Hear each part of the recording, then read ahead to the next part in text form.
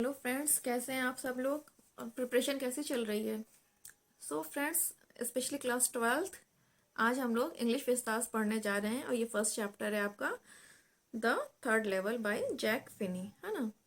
तो अभी हम लोग सिर्फ मेन मेन पॉइंट को ही देख लेते हैं क्योंकि टाइम बहुत कम है, डिटेल स्टडी नहीं हो पाएगी। सो मेन मेन पॉइंट्स जो हैं उनको हम लोग देख लेते हैं। तो सबसे पहले बात करते हैं द थर्ड लेवल के इसके थीम की।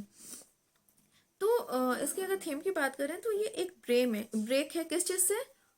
ये एक ब्रेक है जब आप होता है ना, बहुत इनसिक्योर फील करने लगते हो, बहुत सारे फियर, सप्रेशन, डिप्रेशन और ऐसी सारी चीज़ें आपको घेरने लगती हैं। तो आप कुछ देर के लिए क्या करते हो, आप स्केप करना चाहते हो, आप वहाँ से अपने आप को क्या करना चाहते हो, गायब करना चाहते हो। होता है ना कि हम रियलिटी से खुद को अलग कर रहे होते हैं।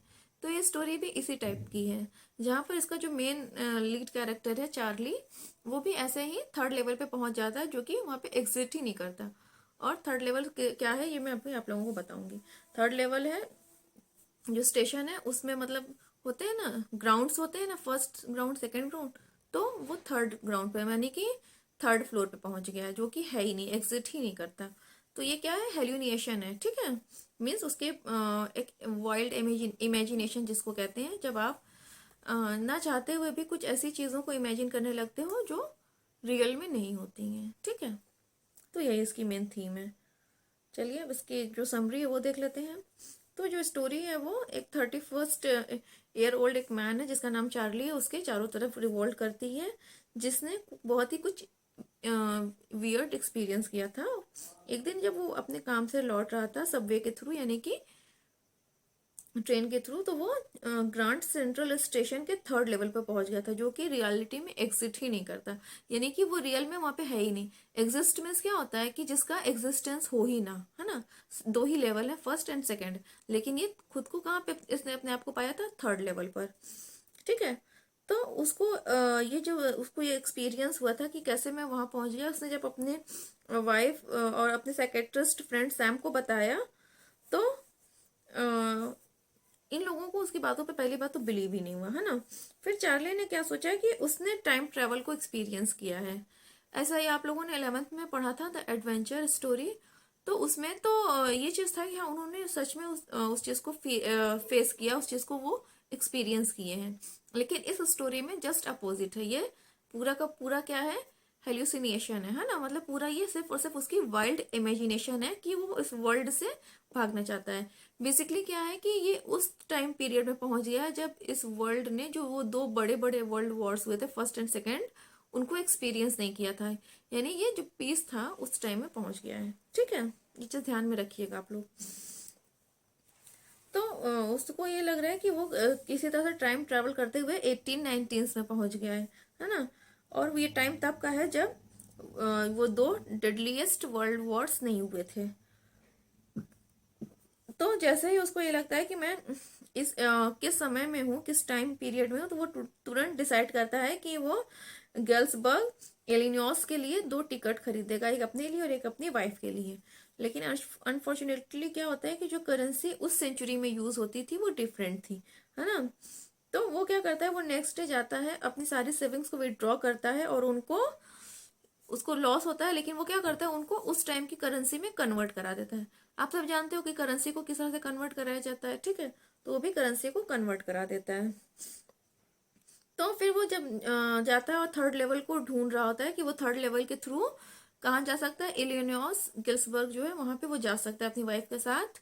वहां पे उसको कैसी लाइफ मिलेगी, जैसी वो चाह रहा है, यानी कि फुल ऑफ पीस। ये सारे जो परेशानियां हैं, जो फियर है, जो वॉर्स हो रही हैं, उनके जो साइड इफेक्ट्स हैं, उन सब से वो बच के दूर भाग जाना चाहता है। तो जब वो थर्ड लेवल की ढूंढने गया तो उसको वहां पे नहीं मिला वो, है ना। तो इस चीज ने उसकी वाइफ और सैम को, जो उसका साइकियाट्रिस्ट फ्रेंड है, उसको वरी कर दिया था। और सैम उसे कहता है कि तुम ये जो चीजें तुम्हारे साथ हो रही हैं, तो तुम रियलिटी से भाग रहे हो, रिफ्यूज ले रहे हो। रिफ्यूज मीन्स क्या होता है कि आप किसी चीज से उसको छोड़कर आगे बढ़ना चाहो, उसको अवॉइड करना चाहो। तो वही चीज सैम कह रहा है चार्ली से कि तुम भी यही कर रहे हो।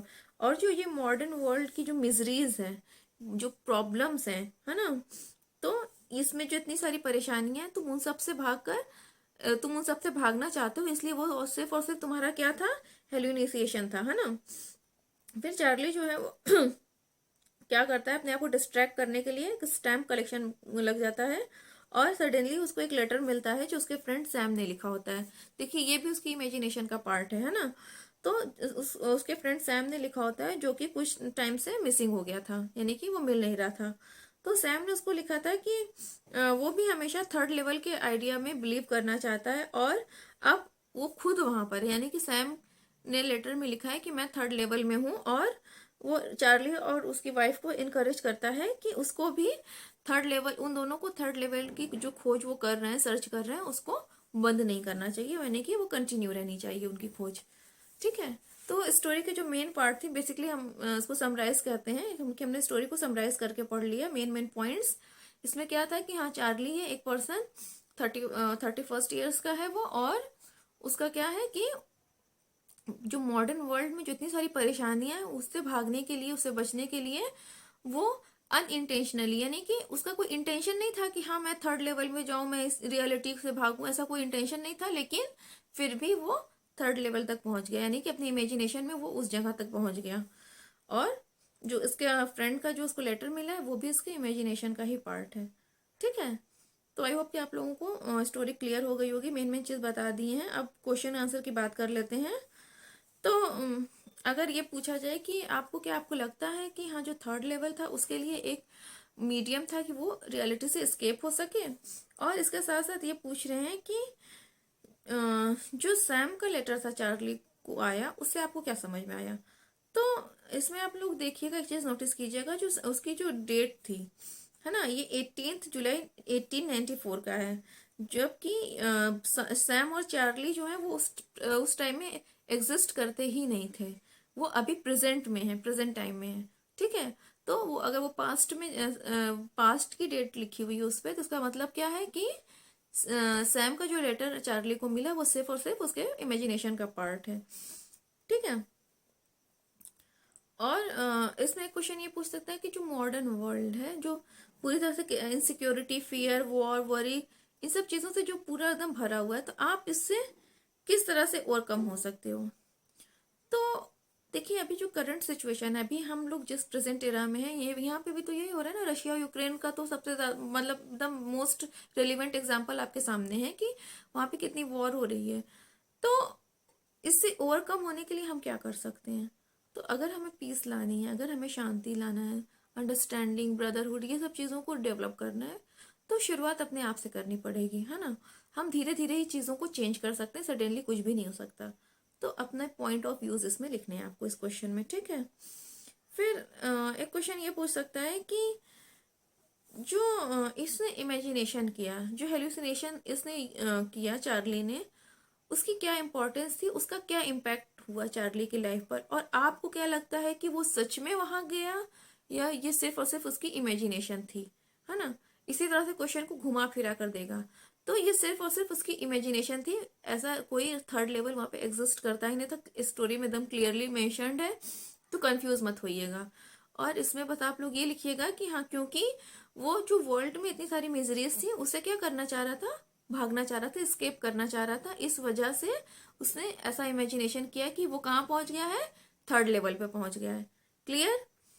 चलिए, तो फ्रेंड्स, नेक्स्ट वीडियो में मिलते हैं, और अब हम लोग इंग्लिश विस्तास के स्टोरीज को ही देखेंगे, क्योंकि फ्लेमिंगो तो लगभग कंप्लीट हो गया, शायद एक आध कुछ छूटा होगा तो छूटा होगा, मुझे ठीक से याद नहीं है। ऑलमोस्ट मैंने जो चैप्टर्स थे वो सब अपलोड कर दिए हैं, तो आप लोग एक बार उनको देख लीजिएगा। अभी एग्जाम टाइम में क्या होगा कि हमें सिर्फ और सिर्फ टू द पॉइंट ही पढ़ना है। बहुत ज़्यादा पढ़ लोगे तो सब मिक्स हो जाएगा। जो मेन मेन पॉइंट्स हैं बस उसको माइंड में रखना है। ठीक है, क्योंकि अब सिर्फ और सिर्फ रिविजन का टाइम है। चलिए फ्रेंड्स, मिलते हैं नेक्स्ट वीडियो में। Bye bye.